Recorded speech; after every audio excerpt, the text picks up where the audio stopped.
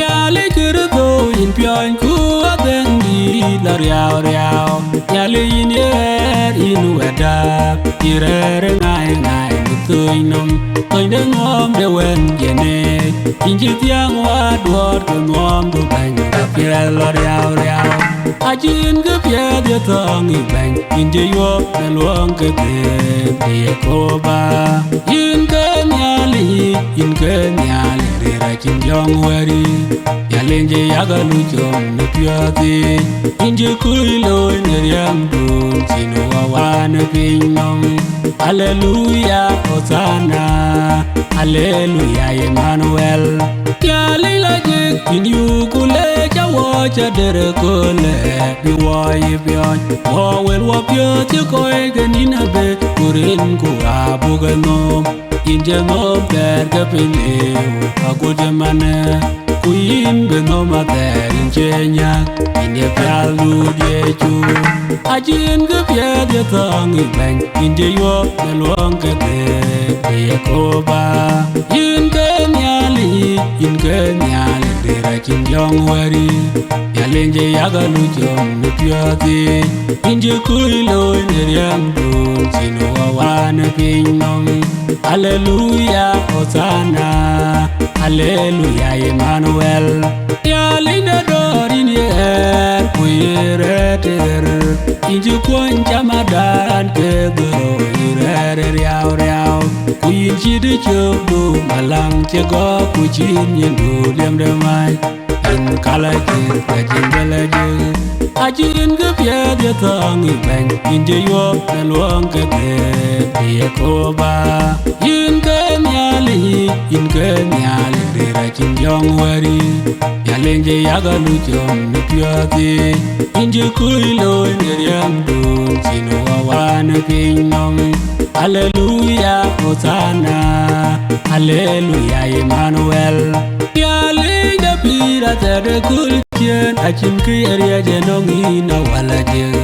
Inye daelut kuyenche lam kuchwede ki jong raj. Inje pinde melan. Inje piano mian ilage. Akong twende bi. Ajin ke pia dia tangi bang. Inje yo meluang ke Yekoba. In ke nyali rira chin jong wari. Yalenje yagalu jom ne piati. Inje kuilo ne riam dun chinu wawane pinom. Hallelujah Hosanna. Hallelujah Emmanuel. Yali chule yin pinom nyai kene pan nyal ke yin yo kulang bawado julwek. Inong niro kwa pie kene ye kudodu ye chu. E yin dia ngom pan nyal ku ye yido ni tiong nom wakai. Ed meleng Yalin jeko ajin ke pia dia tangi bang. Inje yo meluang ke Yekoba. In ke nyali rira chin jong wari. Yalenje yagalu jom ne piati. Inje kuilo ne riam dun chinu wawane pinom. Hallelujah Hosanna. Hallelujah Emmanuel. Yali jun yuku kanom ne bol kutum kwa tiling yut. Akuje Jerusalem jonya. Panja juit pinyan tiak te jeng malaika ayubo ngol wadia. Kebi wop yunji cherubim kene serapim wabetwar. Hallelujah Hallelujah Hosanna Emmanuel. Ajin ke pia dia tangi bang inje yo meluang ke Yekoba. In ke nyali rira chin jong wari. Yalenje yagalu jom ne piati. Inje kuilo ne riam dun chinu wawane pinom. Hallelujah Hosanna. Hallelujah Emmanuel.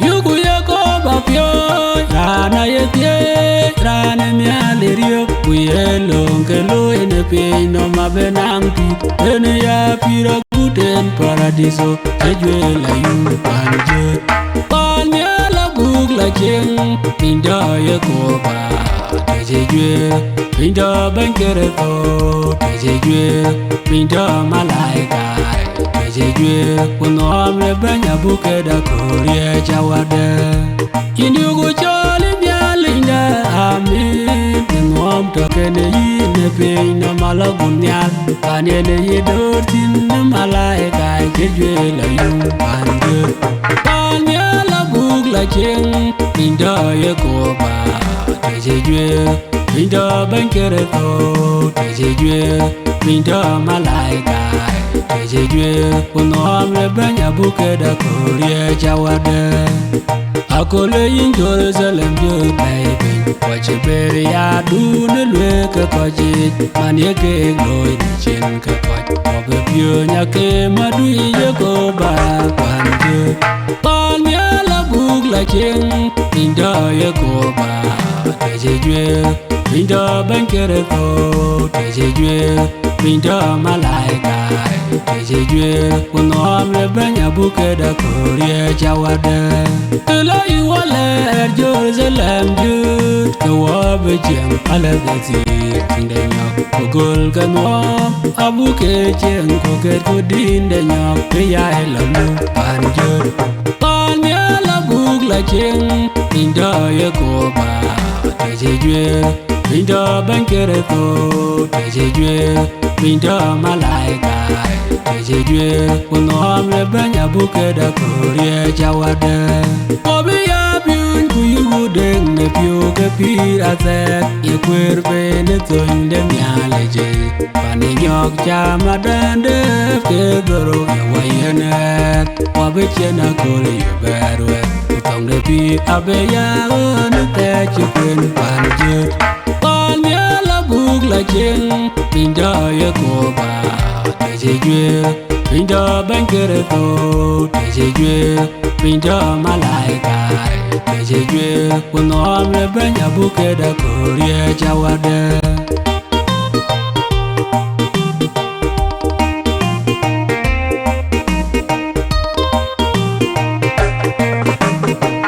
Yin Yekoba Inyango ka yinarier Warjaga diene binom Tamako kunyote en kweri Kainde weche Yom bainde dar Gachwala jange kwe kereje Choga juche mande kwe Baindi die Yane en gempurier Nyale yawa Bawe dutia epinom Tichengre Nyale wak yonde Bayata kera la jemne pinam Adondonde piao Yelie na yeju Padulunde piru bakwanye kencheye Kubateje ya berem kamose Kujarmaya Choga juche mande kwe Baindi die Yane en gempurier Nyale yawa Bawe dutia epinom Tichengre Piondia kar bawa kij baindi Niriam du Riam je kwe Ronchin meloy Kuchoka tie dulo nyen Kerezo Ben war pio Be pion deret be jal ke luai de Kubo pion jut ke luai dum chatie Choka juche mande kwe Baindi die Yene en gempuriet Nyale yawa Bawe dutia epinom Tichengre Baindi die taludwe Ni pide Baya jeng wanin Ini ke kut kun ya roge Nyale yawa ya do bany Yandai bajuala merwe Dede kage guop kapye lo riau Kala riau ke nuam den jeduj Choga juche mande kwe Baindi die Yene en gempuriet Nyale yawa Bawe dutia epinom Tichengre Ene ilong baya die Baya ti diende tian Te lo diu Tena cha den tuen kapudium kabor bepirio Ten bedung nyal cheno manon jitor nyal Choga juche mande kwe Baindi die Yene en gempuriet Nyale yawa Bawe dutia epinom Tichengre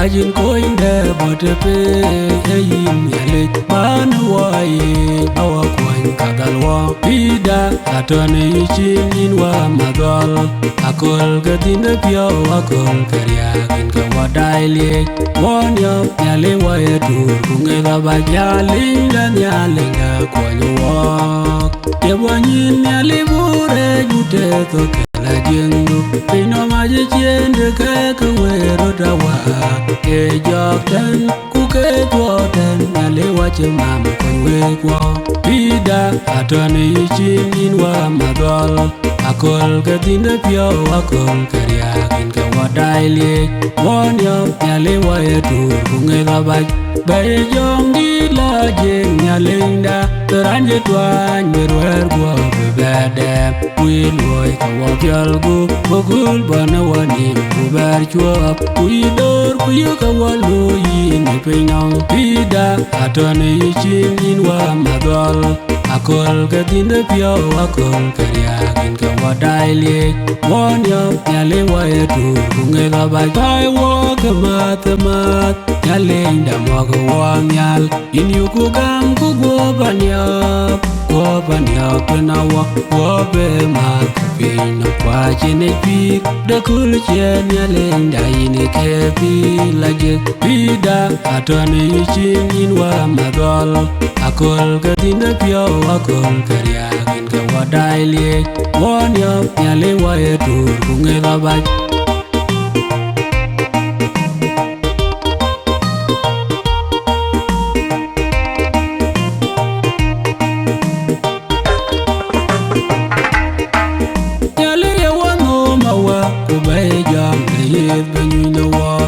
Chogatie bonya linie koba kutie dungar kawedu lang kutie du pio tana loy du ine pinyam kanisa du bechil ganawnya chaman chine wel kui panderam kaka akul akal on chimadol kelwe yemin ke kuja kul bi kerul wel abem yoy gam ku de dionam kuandira wel ku bera tuake Pani de wachol ni cheng de ye kuoye ni man were chelewo ayugu gam kuber kujal kubela chor kuber wachagu wache gam waye kerebano jalu kapol kudu kororwa kaka akul akal on chimadol kelwe yemin ke kuja kulbi kerul wel abem yoy gam kude dionam kuandira wel kubera tuake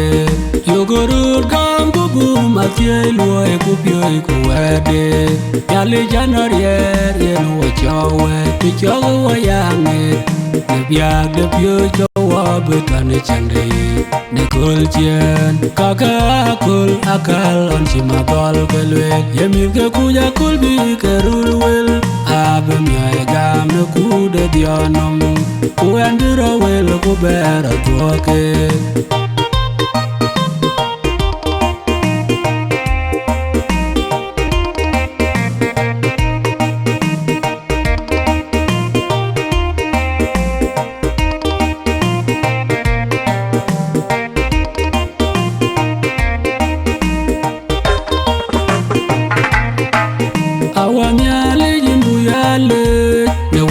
Chatoy walk twaji e jangi jwali ache erngem ukoje kechi jogan wa kacha ke loy netie de yechu ali jinji wanyar ache ya yiwe da onjelwe ne maika ye yin betele kampa ne judaya yin che chande banje juda kabana beban beni Atobiong de Israel jejude nyale kukelwang de juara banda pino mage banyelung ta ban kaiza e jam jeran banda lo kwen bandit o Joseph ken Mary oge jal le ke besel kam kulena banditin aje ya yiwe ta onjelwe ne maika ye yin betel kam pa na Judaya in che chande banje Juda kabana beban beni Atobiong de Israel jejude nyale juara bana pino mager Kiera chiru dir ban mara gute betele kemon titi yeju Gogo ban kugam kumyoy Kujal gedut Hallelujah Amin banji da aram melenje diewa Imbu ya dot Aje ya iwe da onjelwe ne maika Yein betele kampane Judaya Inche chande banje Juda Kabana beban beni Adobyong de Israel je Juda nyale Kukelwang de juara bana pino mager Keretanoy Waje kelwa ne yejo ne diege edi ne betele kem Waje nang miade pyo Luang da che diewa Ne betele kempane David Aje ya iwe da onjelwe ne maika Yein betele kempane Judaya Inche chande banje Juda Kabana beban beni Adobyong de Israel je Juda nyale Kukelwang de juara bana pino mager Yalguya Piɔny dier kenwam Yenye chumanti juara mat Ache kuda Piɔny angola di kundalai Toga chinkam dere Una bake ngodi Tidalai piruwan Achin kebe tongen Pochin kebe men Aje ya iwe da onjelwe ne maika Yein betele kampane Judaya Inche chande banje Juda Kabana beban beni Adobyong de Israel je Juda nyale Kukelwang de juara bana pino mager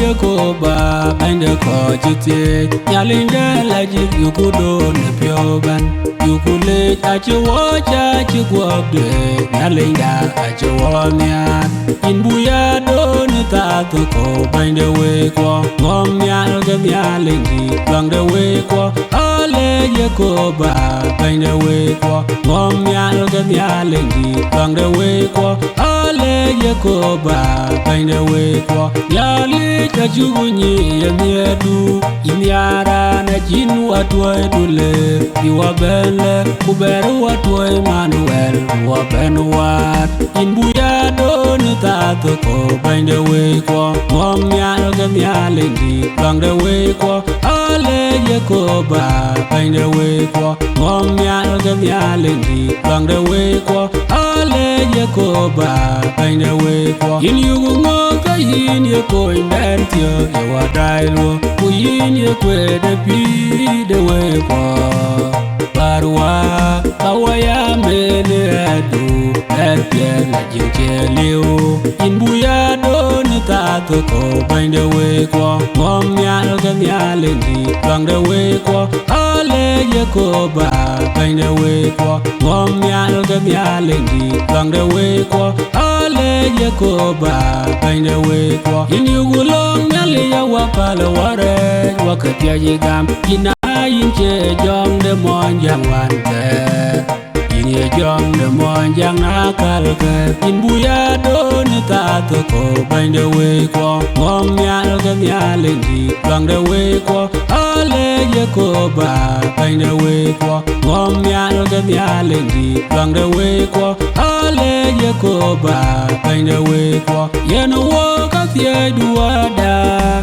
Jemachi yin wendu dwe wak Bigo tono kare kwani Bewa benu war kaya konde wekwa Nyalinda pen Yekoba Inbuya doni tato ko bende wekwa Ngom nyal ke nyalendi bangde wekwa Ale Yekoba bende wekwa Ngom nyal ke nyalendi bangde wekwa Ale Yekoba bende wekwa Ngowo benyale jemajira nomon Gome dutwe wabelwa Ayogo gam kawabe ya pinirin kuyinu kurin kuinua kurin ku jong di laje in buya don ta to ko bain de we ko ngom nyal ga nyal di bang de we ko ale Yekoba bain de we ko ngom nyal ga nyal di bang de we ko ale Yekoba bain de we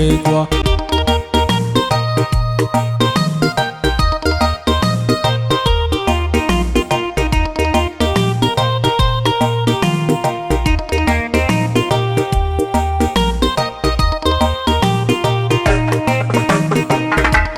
Yale narier bene wanyane pinye no Nyeron go nyuotan go jikeng Yen gachen watwai kereto Bewa ben war kunyuotin Ogo pidirin kwa chebe chwarot Negatam de pira terich Rano yikene pingili Kijang dila jikle kanisai Achiye chulwel Edwoge pyo jene Bika duom ye gam wemetsye Rani rin chagama birite chiang Nean bakela jwe Aberin mom ye inu nyale nom tidela je Yugu long dur kudugu ye dagwa keretanoy Long yen go mandane nyale Chiman chende lwe Ye yake long yage chan pyo diye Uyage ketoge we munado Tagur kule banye Rani ye nyelonde ijate Kabayer ye ni jonom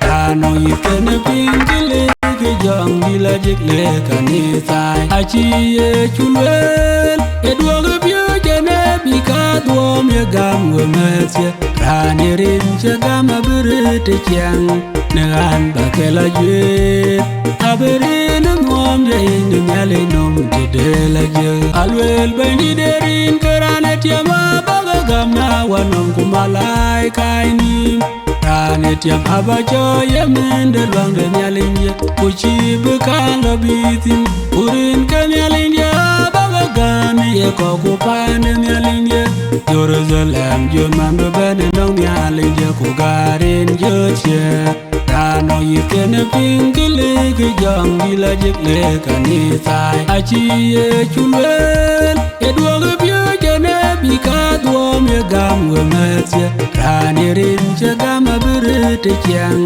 Nean bakela jwe Aberin mom ye inu nyale nom tidela je Nyalinda enyin kwai no wo Kukonyo wo Yugu chol bengi de dine koila je Kuyit ke ayo Nalong dene pinyam Rano yikene pingile Kijong dila jikle kanisai Achiye chulwel Edwoge pyo jene Bika duom ye gam wemetsye Rani rin chagama birite chiang Nean bakela jwe Aberin mom ye inu nyale nom tidela je Yin yugule jin kiri tomatye Wende nyale nit Mela jingon jitwoy wo Yin jiwole kangodwe bugu yin tit kawalu Yin agudbino walar nyate dun jajwir Paradiso pane nyale u Rano yikene pingili Kijong dila jikle kanisai Achiye chulwel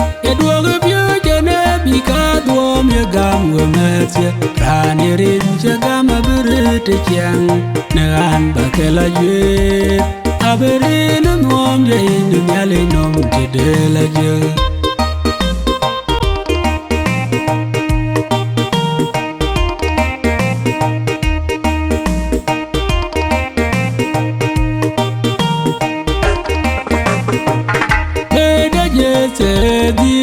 Ade jur komet Apinye totene jeng jual aje ario Jual waje nang ene diede bany Lejun yaling de mom che malaika Kurem jui ke panyal Yoin guna weri Udugulo te de diedit kau Ket gudin ket malaika weri Mom nyal ke nyaling dit Udone pinyom Nyale jawer janga chuone Mom nyal ke nyaling dit Udone pinyom Nyale yego om ne jere Jira tire you a pay, like a new the telecom, the metin, over pure like you, Udurga, Yaka, the Libano, well, you could do what your Keretano, a Chindarajinian, Pion good away, Udugola, the dear did cow. Ket gudin ket malaikai kuwere Mom nyal kenyali ni kudone pinyom Yale jawer janga chiwane Mom nyal kenyali ni kudone pinyom Ina wer jang in yukule Nika de piondu chinu walwa Achiran chewe oke kam kupirot Inge windu tuot Kaya jur kong ne pinyom Wakoy ke liu ne manon Demose aloe ne sinai Ajugu tingi kiror malang Olo jong ne oro nom Pion gune weri Udugulo te de diedit kau Ket gudin ket malaikai kuweri Mom nyal ke nyali ni kudone pinyom Yale jawer janga chiwane Mom nyal ke nyali ni kudone pinyom Ajege dinga gwa beringu pionerem Ajege dinga nyali nyewe Nyewenden chen jwar banyener Kan beradwo kichol derek Abeya kededo kuwa cheriyo Kawan jegona waragan de tia disaya ajeradiel Pion gune weri Udugulo te de diedit kau Ket gudin ket malaikai kuweri Mom nyal kenyali ni kudone pinyom Yale jawer janga chiwane Mom nyal kenyali ni kudone pinyom Hallelujah dulweng dae ben pinto akol kau Kechirane lo kubela doping Ache dulweng ban Ache ben keyeran keche malaika Ache dit Yadong wop kemeran Pion gune weri Udugulo te de diedit kau Ket gudin ket malaikai kuweri Mom nyal kenyali ni kudone pinyom Yale jawer janga chiwane Mom nyal kenyali ni kudone pinyom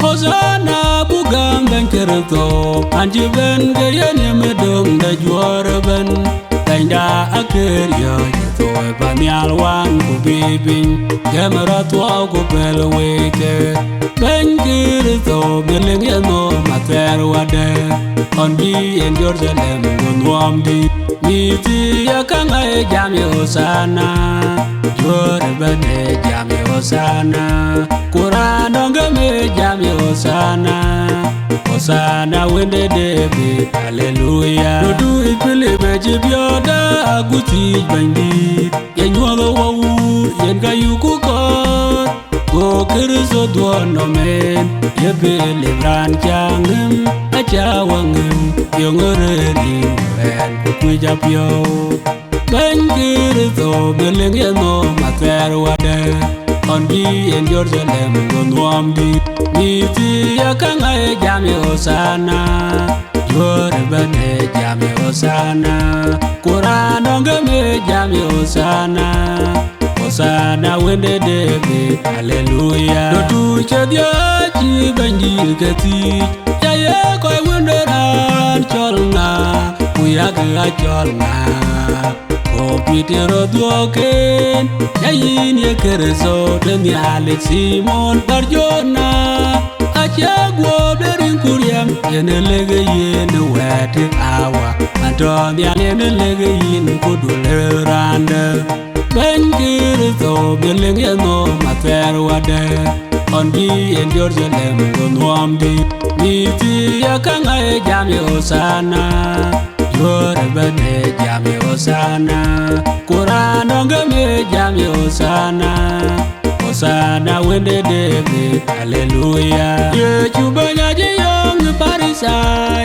Ye choke bit ke koi kong ni Koke yok ye na bigem nim ke kura be piɔny nyinde kochi pej ke mo me panawa kanyal wer mele ke tiam no me dinde ben kirto meleng no mater wade on bi en Jerusalem go nuam di miti yakanga e jam Hosana yore bene jam Hosana Quran ngame jam Hosana Hosana wende David hallelujah ye yawa ne dun janyor wo on chin bene pinyom ko ya char weran ko bereni weran go chemen derani gam ye du ye chu achira gam to nyendai ben kirto beleng ye no mater wade on bi en Jerusalem go nuam di miti yakanga e jam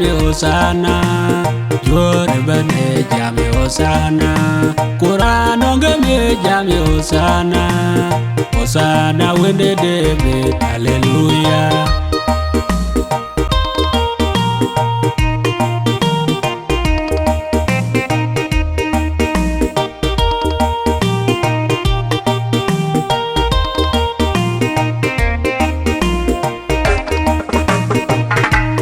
Duluang de wiko nyali de pida awawa ilanku nyali kaje piono wok anong kadal wok anwan wok kachu kalude chenin wende David wachalin chichara onde dulnge ku pyal nerinku inata kain ya duluang da wanyaya anwan bang kachu wai nirin kuin kerto Yuan chi tieng de mode amoko ne chin chija wedu Yekoba adono wapyak achinga wai why you wear it where the badel indi ne gamda bare yete badanwen ago kute ki Israel on chin ga bantang riali when David wachalin chichara onde dulnge ku pyal nerinku inata kain ya duluang da wanyaya anwana bang achuwai nerinku in kerto ajin kain wat in bang dida yen gachiriam detik chekwir venerun kathier puro bentem degam yen in gam kain ya wende myaling dit wende David wachalin chichara onde dulnge ku pyal nerinku inata kain ya duluang da wanyaya anwana bang achuwai nerinku in kerto achingan wan chin kan tiam bang di tweet yen ketiam minto keceran ban gogwa mi pinyen no machin kegali badagan wane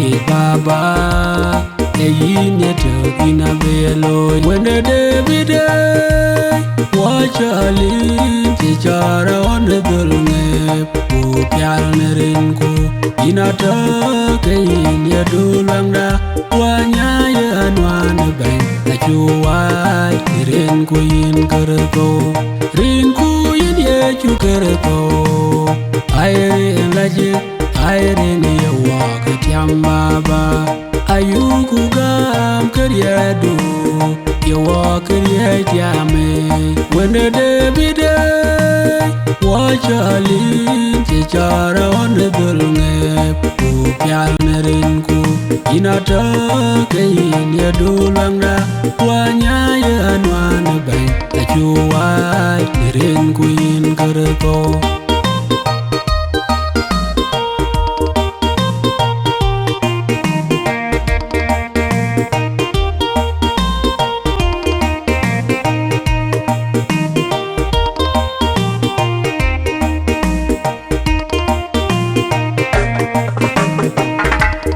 Yaga kuda piona kiriko chenywan the pinyom Aleren Jerusalem dana gaja Kujwaria jam Hosana Hosana Hosana Kawende David Eya benwa beya toke yechu manche benerin kenyale Wendera na chinyen piete to kubera jot.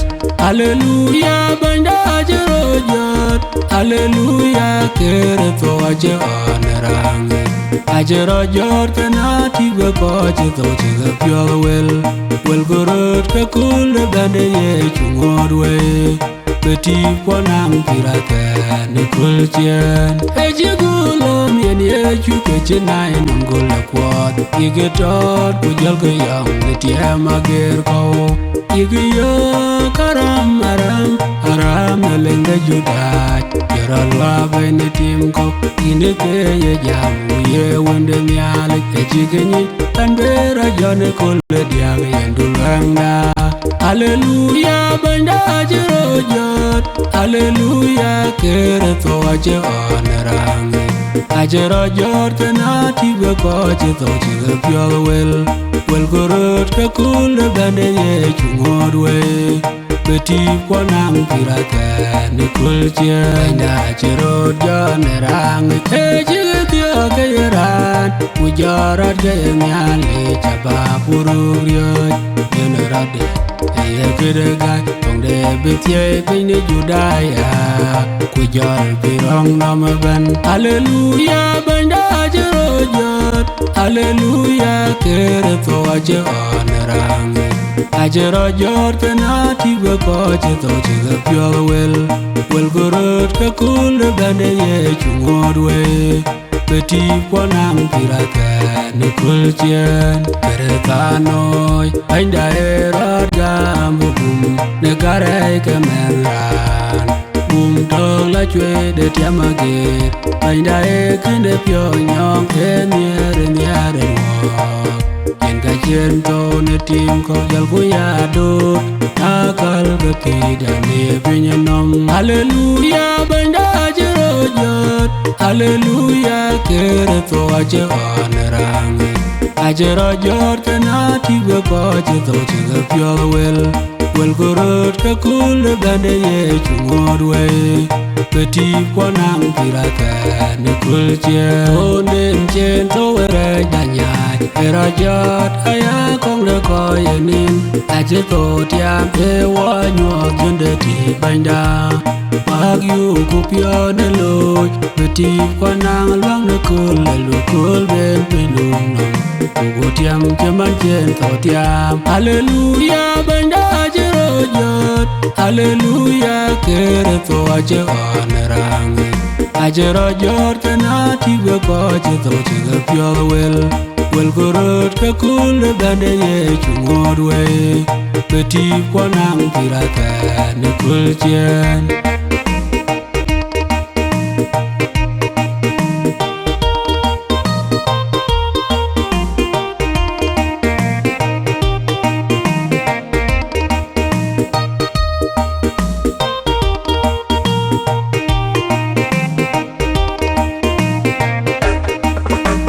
Hallelujah kunderanga chi malaika lerwe. Banye chuhe rot jot. Umalaika de bendi de kanyeram to yo gyara leweten. Ero jon neriet. Yechu ajiro jon neriedit. Kayer ye piriao nom. Ye jong du choton piol kwaye. Jong la jit. Jong di don tunya la kulite di pane Jerusalem. Utero ne do tunyim. Yeliam na mat. Kwada ye wadhiang athiai du. Yechu ye watai ni jong la jik. Yechu e banya chok ya wende miale jachir ye detonge ye ne pinye nom. Alas kirantirang toka cherioi. Neriede on jotero nerang. Duluang na chito tiam away. Ye jong du choton piol kwaye. Jong la jik. Jong di don tunya la kulite di pane Jerusalem. Utero ne do tunyim. Yeliam na mat. Kwada ye wadhiang athiai du. Yechu ye watai ni jong la jik. Banye chuero jon neriet.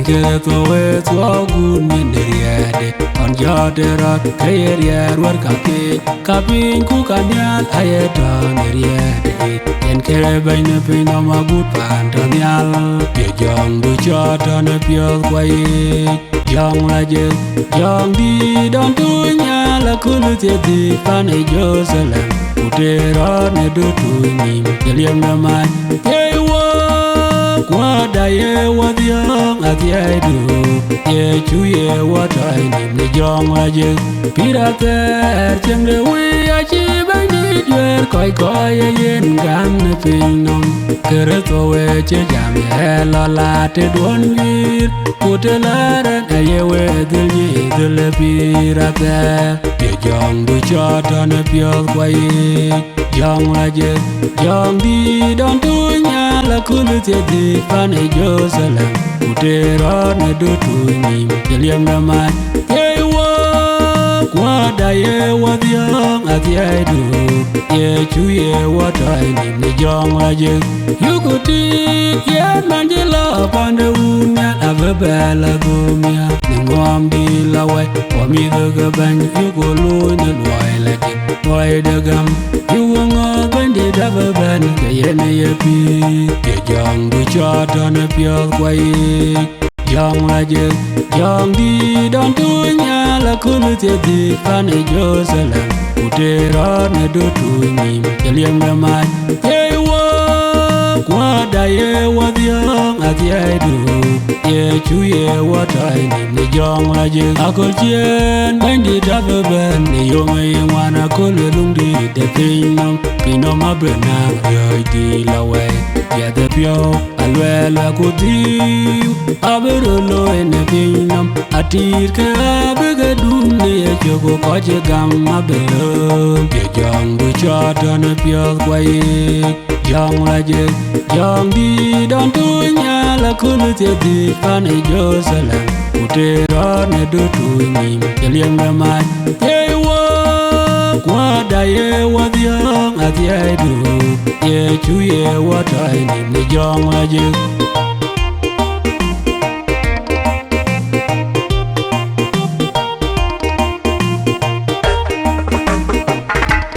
Yaling de ban yala chin ge yin gu inje dulwang da tuat be jog ya lweng we be jog ya ling bang di ye chu a chin ke le win bang ne ping nam na jog ya man nong pin ya ja yin nga ku dulwang le we kwa wo kire bano yu ye chu bang di le nan jero gam no wo ne ping nam gu chi kon kong narot ero gam ne we kwa bang di ye chu a chin ke le win bang ne ping nam na jog ya man nong pin ya ja yin nga ku dulwang le we kwa young di atoga walk on jenny ye toy walk on a kulete dine Jerusalem wo ya gel bang di ye chu a chin ke le win bang ne ping nam na jog ya man nong pin ya ja yin nga ku dulwang le we kwa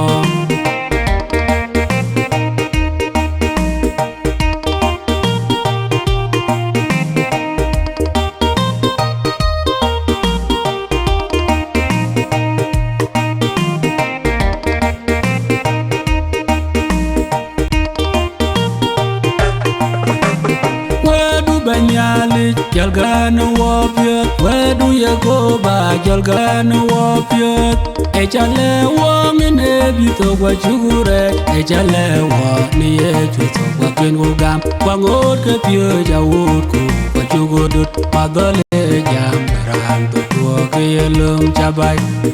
Udua ke ye ping jewel ke chele. Echile no lan beni periang no mukuchi kwa inobe. Padole jam ram to tuo ke yelum chabay. Udua ke ye ping jewel ke chele. Wede will of you, ejele juo chang tiam no ye begoy ne Jerusalem.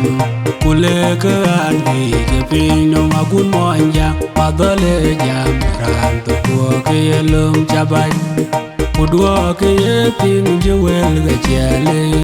Ejele no lan beni periang no kuchi kwai no bet madole jam ran to ko ke lum chabai udwa ke ping jewel ge chele ke jagora nyu akwer kwa chuku yedet pyo ga dira chol deraj ita mi chol deraj kwalwel Yekoba irano yiken ping kele ke jong dit kanisa in pinom madole jam ran to ko ke lum chabai udwa ke ping jewel ge chele ejule no lan beni periam no kuchi kwai no bet madole jam ran to ko ke lum chabai udwa ke ping jewel ge chele wel wapyo kuwa wapyo bangtin ye jab yera kwaktin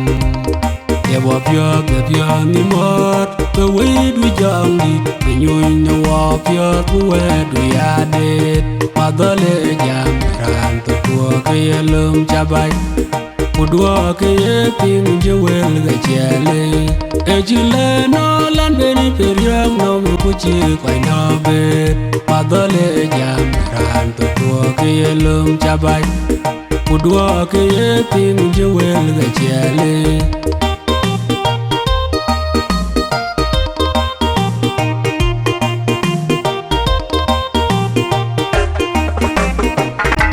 awae watwere awae wayen jangre watwa jangi laje anje na kul de dine Jerusalem dogil jangi de yen karier ye wajak tiam e wam ye wanyu yen wer ejilwe na banjere to jamela tiet ke weka batwere te chalamya Tichala pana watanyal panchin yede pyo dugil jong di de yen karier ye wajak yam e wam di ye wanyu yen wer e bondeliem de maje boge chirani che go petero wedon ta weron chilwe ni ne bijwel ke ka chila jigeriara batwe wemia dogil jong di de yen karier ye wajak yam e wam di ye wanyu yen wer roi du bandit el wajira lebele o te chenda ke jong du bandit yen ke wam dogil jong di de yen karier ye wajak yam e wam di ye wanyu Yukku Yekoba Piɔny Yukku Yekoba Piɔny tide la jik Yukku Piɔny nyal ride Yukku Piɔny loy ride Yukku Piɔny ci piade dide Yukku Piɔny ni rode tum Yukku Piɔny ni tom Yukku Piɔny ni bul ku dier Yukku Piɔny ni tom de yuin ku loj Yukku Piɔny ni tom kok Yukku Piɔny ni tom ye benaret ne kriye je ben ye we ni Yekoba Piɔny Yukku Yekoba Piɔny bung de yer ki David dit bot utedi goj kwen di chokti ne tok ula koch di chokti ne dem lele wete ebe kriye je ben pir ne pinam Yekoba ya Piɔny ya Piɔny ne dit ya Piɔny ne dier ku ya Piɔny loy pet ki we wer kon bay bi wodi at cha peka se da chole Yekoba Piɔny tok de kanga ben kuna kulchen ke Piɔny ne le Piɔny ci bakoch wo ya la Piɔny pa ne alon malaika amana Piɔny ci tok de ke wo le Yekoba Piɔny kuna kriye ben pire Yekoba Piɔny amen ne le chuklej na juere chiro loy pinya Nairobi Kenya ci wo ke dier ke juer ke dier ka gut ke no wan modu ne keresowe du Piɔny evangelist Isaiah dingaranga wol DJ Jimmy ukerwan modu ne keresowe awuni ne le Rev David Majur Ayuen young pastor ku ya ambassador da wel piat ke ju keresow ay abani dato gonna wek amen Yukku Yekoba Piɔny rana ye tie rana mi alerio ku ye lonke lo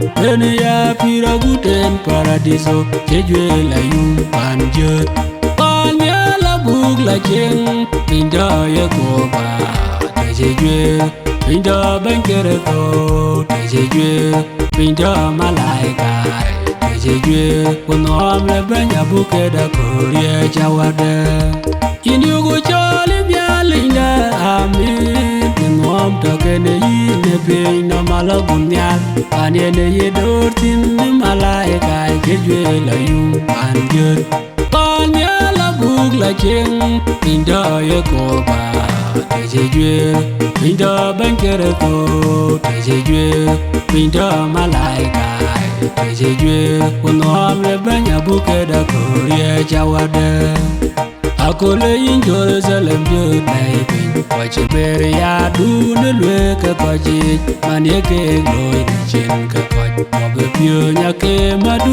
Yekoba panjut Pan ya la bug la cheng Pinda Yekoba Chejwe Pinda bankere to Chejwe Pinda malaika Chejwe Kunom le banya bukeda korea jawada Tula iwale Jerusalem jut Kawabe cheng alagazi Tindanya Kogol kanwa Abuke cheng koket kudindanya Piya elalu panjut Pan ya la bug la cheng Pinda Yekoba Chejwe Pinda bankere to Chejwe Pinda malaika Chejwe Kunom le banya bukeda korea jawada Wabi ya biun kuyugu deng ne piu ke pira set Ye kwer pe ne toin de mialeje Pani nyok chama dande ke doro ya wayenet Wabi chena kuli ya berwe Utong de pi abe ya onu te chikwen panjut Pan ya la bug la cheng Pinda Yekoba Chejwe Pinda bankere to Chejwe Pinda malaika Chejwe Kunom le banya bukeda korea jawada